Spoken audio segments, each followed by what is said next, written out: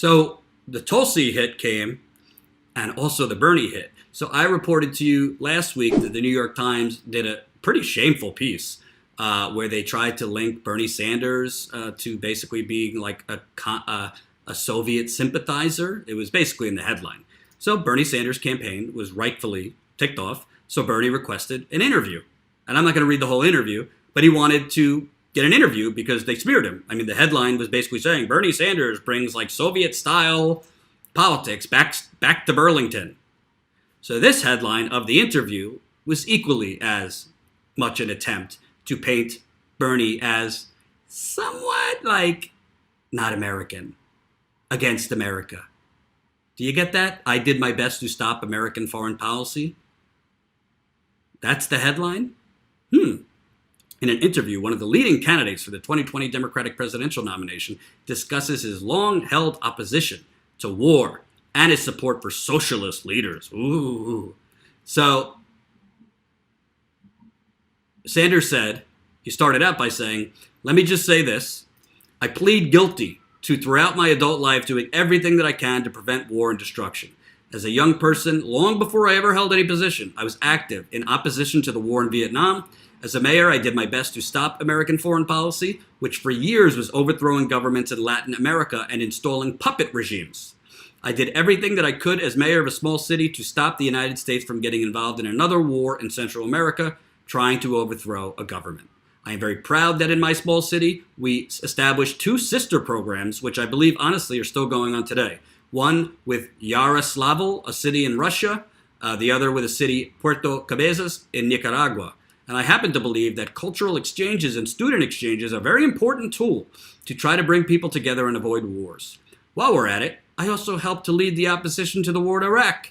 I voted against the first war, and I voted against the second war. I've done everything I can to try to get the United States out of Yemen in a war that is causing unbelievable destruction in that country. And I will do everything I can to see us not getting involved in a war with Iran. That is my view, and I make no apologies for it." So that's a pretty thorough statement. You could tell where he stands, whether you're for him or against him. He's anti-war. And that's what he's running on. Guess what the New York Times first question was? In the top of our story, we talk about the rally you attended in Managua, and a Wire report at the time said there was anti-American chants from the crowd. Bernie answers, the United States at that time, I don't know how much you know about this, was actively supporting the Contras to overthrow the Nicaraguan government. So that there's anti-American sentiment? I remember that. I remember that event very clearly. So you do recall hearing those chants, dun dun dun. I think the Wire report has them saying, here, there, everywhere, the Yankees will die. Bernie Sanders says, they were fighting against America, Yes, what is your point? I wanted to, the New York Times reporter interjected. Are you shocked to learn that there was anti-American sentiment in Nicaragua? Bernie says. The reporter says, my point was, I wanted to know if you had heard that. I don't remember, no. Of course there was an anti-American sentiment there. This was a war being funded by the U.S. against the people of Nicaragua. People were being killed in that war. She won't let it go. Do you think if you had heard that directly, you would have stayed at the rally? Are you interested in speaking with Bernie Sanders about his foreign policy views? What he would do as president while we're bombing 9 countries currently? While we're helping to aid Saudi Arabia demolish and commit genocide in Yemen? While Trump is literally, with John Bolton's mustache at his helm, leading us to war with Iran? We're still in Afghanistan. We have residual forces in Iraq that nobody knows about.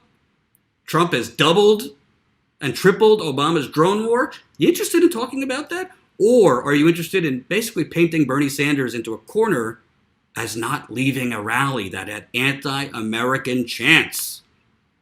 How dare you, Bernie Sanders, go to a rally in Nicaragua that was being demolished and people were being slaughtered by death squads funded by the United States, the Contras.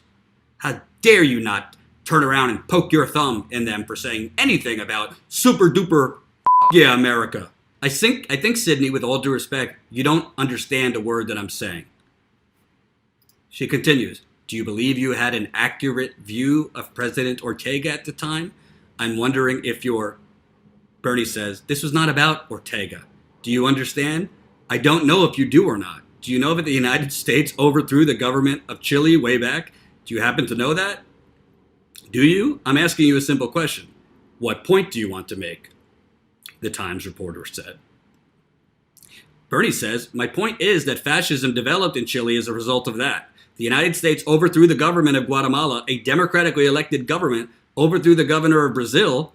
I strongly oppose U.S. policy which overthrows governments, especially democratically elected governments around the world. So this issue is not so much Nicaragua or the government of Nicaragua. The issue was, should the United States continue a policy of overthrowing governments in Latin America and Central America? I believed then that it was wrong, and I believe today it's wrong.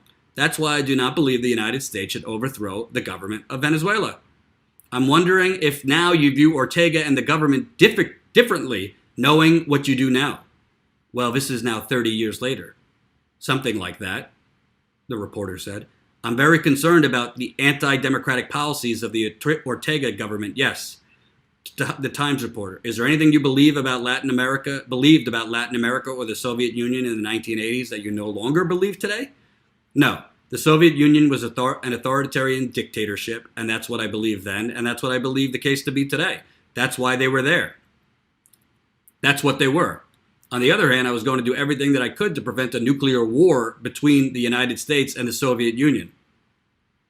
I'm not going to read anymore because the point is, they're clearly not interested in giving Bernie Sanders a fair interview to actually have him explain his policies and his foreign policy, which frankly he was lacking, which he admits he was lacking expertise and really interest in foreign policy in the 2016 campaign.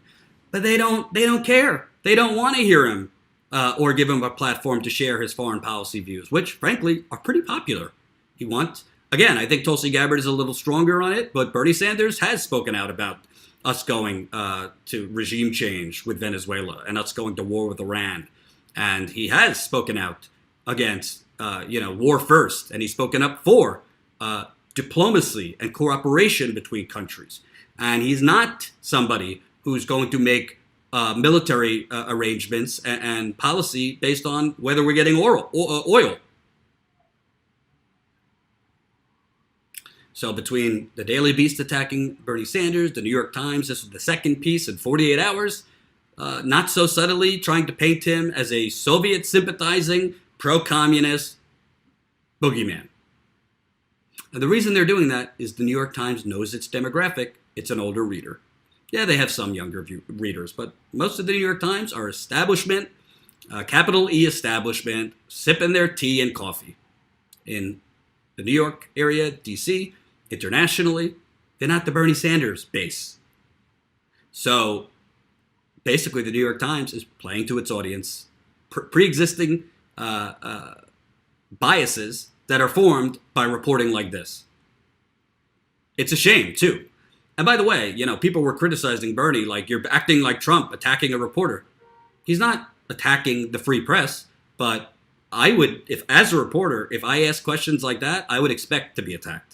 Because they're not, first of all, she's factually wrong on a lot of things. She's lacking, she doesn't offer the context. And C, she's clearly coming in with a bias.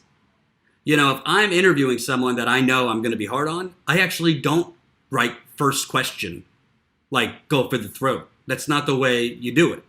You throw out, a couple question or two, warm it up a little bit, because they're taking the time and they're agreeing to interview you with. So even if there's some things that you're gonna have to challenge them on, even if you personally don't support them, you still show them respect in the beginning of the interview. And when you challenge them, you have to do it respectfully. I don't just because I disagree with Kamala Harris or Joe Biden, it's not like I'm going to clobber them over the head if I get an interview.